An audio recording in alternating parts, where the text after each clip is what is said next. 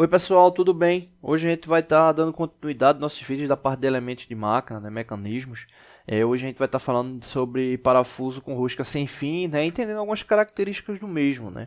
Esse é um sistema de transmissão, o parafuso sem fim é muito utilizado para sistemas de transmissão, onde se necessitam grandes reduções, né, de velocidade. Como vocês podem estar observando na imagem, à medida que o parafuso vai girando, o sistema da coroa ele também vai girando, né? Só que acontece, a relação de proporção ela não é 1 para 1, ou seja, cada um giro do sem fim, você tem um giro da coroa, né? Você acaba tendo um impulsionamento por meio dos dentes ou por meio dos filetes do sem fim com base nos dentes da coroa, né? Então, o que faz com que tenha o maior ou o menor sentido de giro, né? O maior ou menor volume de giro são justamente a quantidade de filetes que você tem no sem fim, né? Então, essa relação dos filetes ela te dá a característica no que diz respeito à condição do avanço, né? Então aqui você tem duas características importantes, que é justamente o passo, né? A distância da crista de um filete para o outro, e você tem também a relação do avanço, né? Que vai ser com base no número de filetes. Se você observar aqui,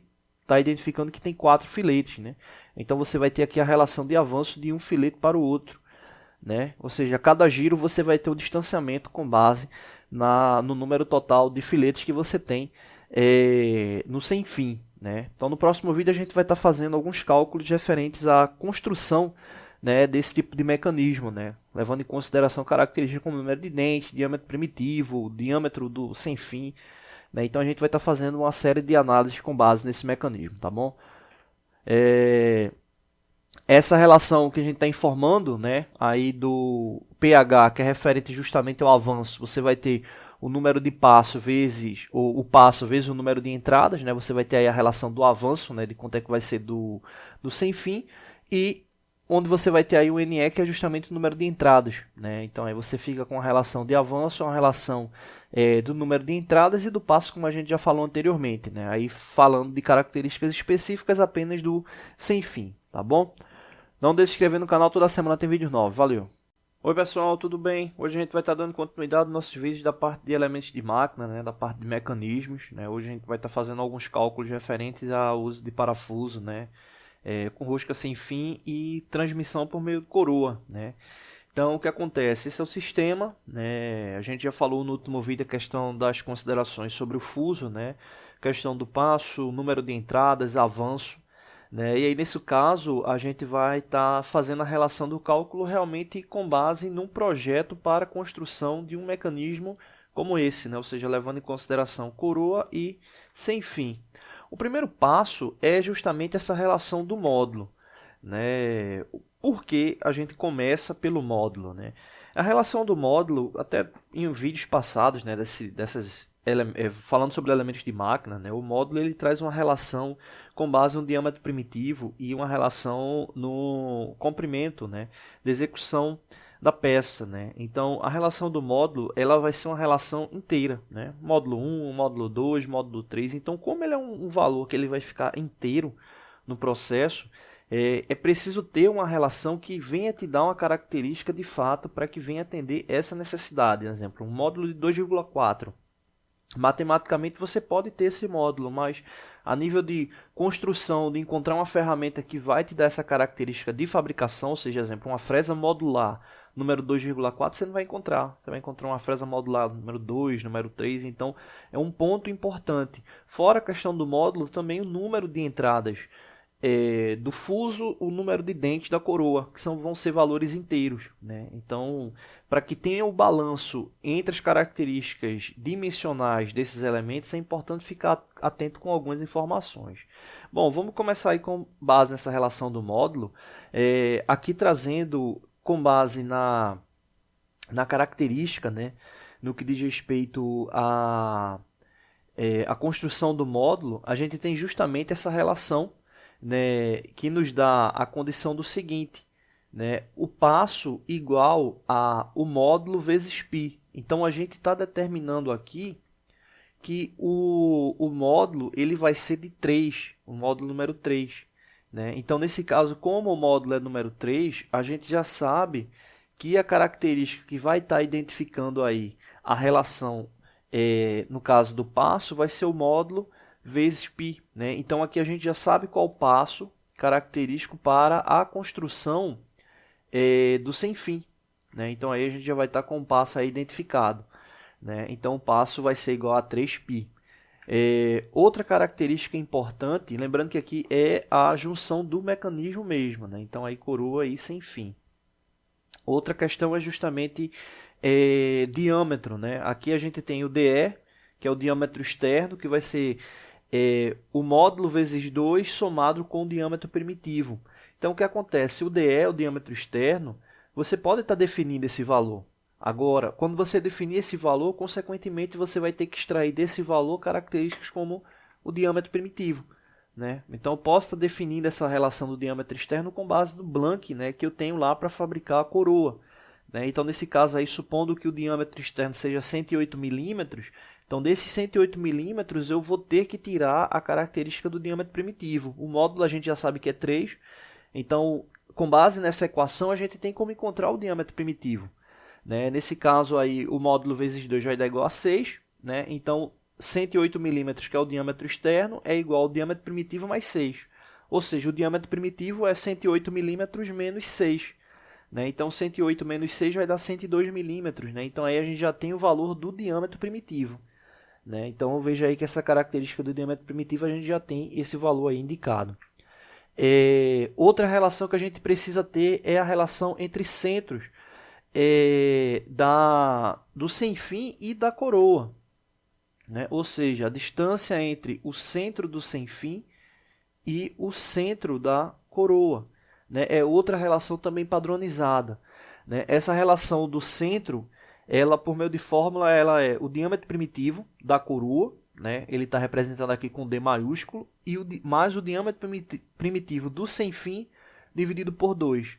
Então, o que é que a gente pode fazer? Essa relação do centro, a gente pode também estar determinando. Como a gente já tem o diâmetro primitivo, a gente pode estar determinando aí com base na característica geométrica que tu queira que teu mecanismo atenda, né? Então, eu posso estar definindo aí o diâmetro entre centros, né? Então, eu estou colocando aí 70 milímetros como distância do centro da coroa para o centro do sem fim. Então, com base nessa indicação do centro, eu já tenho como descobrir também o diâmetro primitivo do fuso, né? Ou seja, do sem fim, né? Então, substituindo na fórmula, a gente fica ali a 70 milímetros, que é a distância entre os centros, né? Que vai ser justamente igual ao diâmetro primitivo da coroa mais o diâmetro primitivo do sem fim dividido por 2. Então, organizando a equação, ela ficaria dessa forma, né? Então, a gente teria 102 milímetros dividido por 2, né? Que daria 51 milímetros.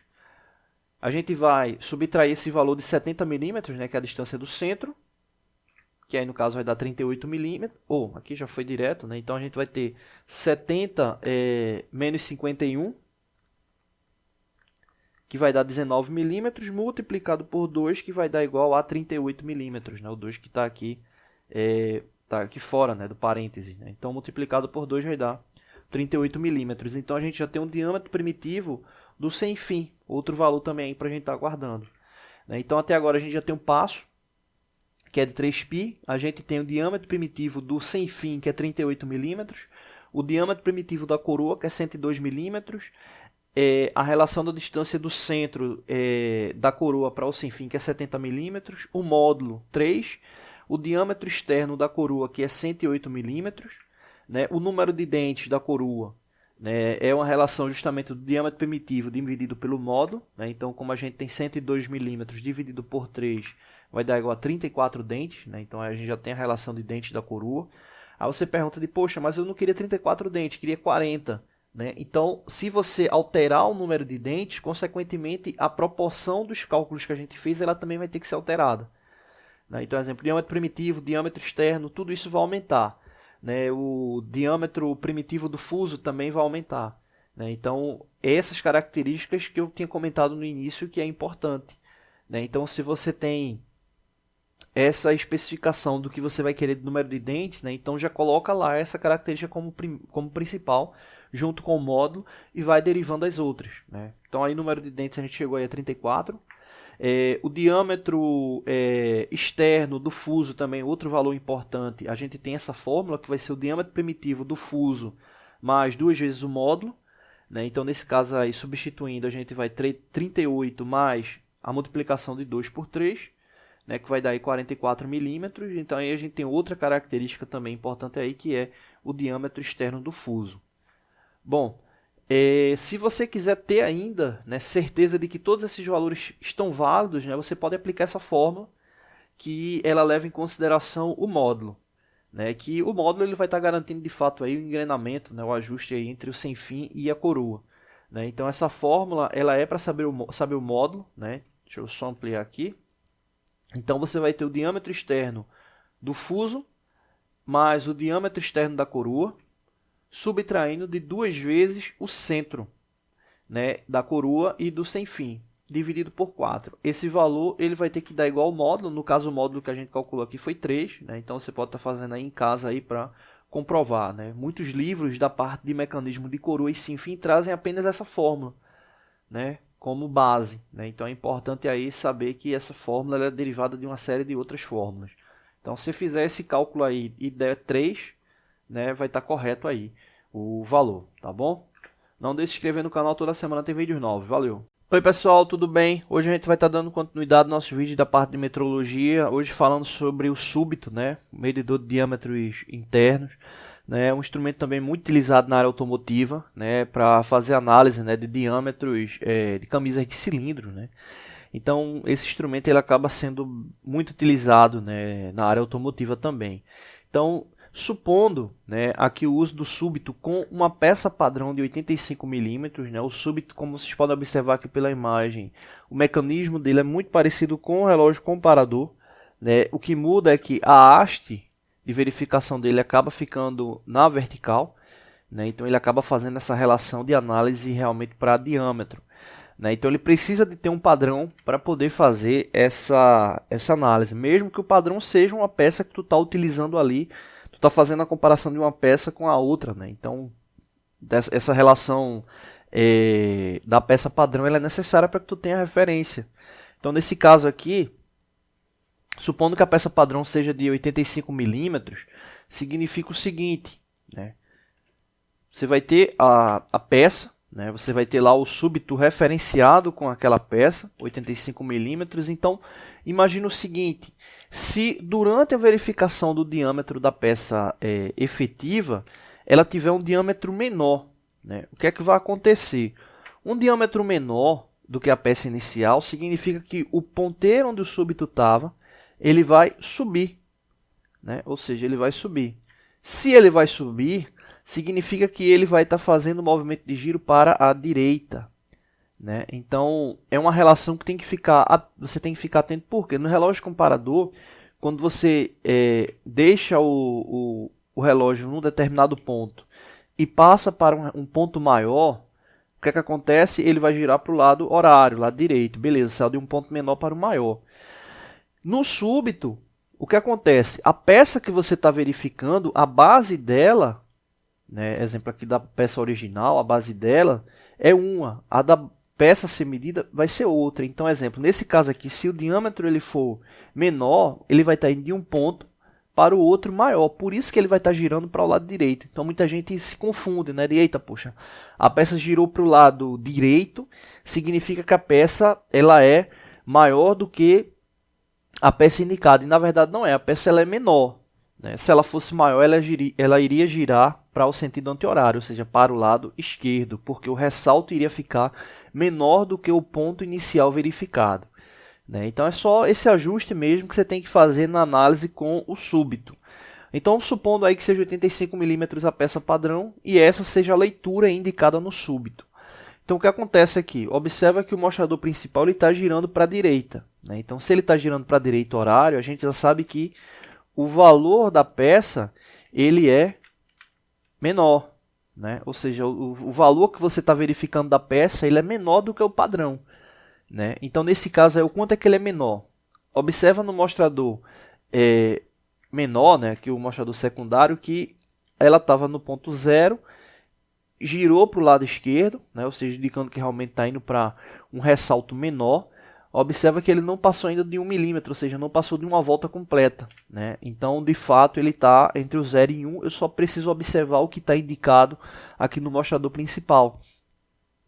Então, se você observar, como a resolução é 1/100, aqui no caso, o ponteiro principal ele já passou um pouco de 5/100, né? Então, no caso aqui, a gente já tem... deixa eu só apagar aqui. No caso aqui, a gente já tem 0,05 milímetros, né? Ou seja, a gente já tem essa indicação, só que ele passou um pouco, né? Então, a gente vai considerar que ele passou 0,052, por exemplo. Então, o que é que a gente faz com esse valor? Com base na peça padrão, que a gente já tinha verificado, né? No caso 85 milímetros, a gente vai ter 85 milímetros menos esse valor aí indicado de 0,052. Né? Então, nesse caso, fazendo a relação de subtração desses valores, 85 menos 0,052, a gente vai chegar aqui a esse valor, 84,948 milímetros, né? Então significa que é o valor da peça que está sendo realizada a leitura. Lembrando que aqui ele não está batendo precisamente, né? Então, exemplo, a gente poderia considerar aqui, de vez de ser 2/100, ou 2 milésimos, como a gente considerar 3 milésimos, até 4 milésimos aí, daria para considerar, né? Então aí estaria variando entre 1 milésimo a 4 milésimos, né? Então ele poderia estar aqui 84947, 8946, né? Então, do valor aqui indicado. Quando ele não coincide como tal valor, né? De fato, como ele não está coincidindo, você tem que tomar como base aqui a relação da proporção do espaço indicado pela precisão, né? No caso aqui que é de 1/100, né? Então tem que ficar atento com isso. O ideal seria que fosse uma aproximação milesimal, né? Aí te daria mais certeza da leitura. Mas como não é, dá para você aproximar, né? O que também não vai ser tão preciso, mas como a aproximação é de 1/100, né? Dependendo da tolerância do teu mecanismo, possa ser mais do que o suficiente, tá bom? Não deixe de se inscrever no canal, toda semana tem vídeos novos. Valeu!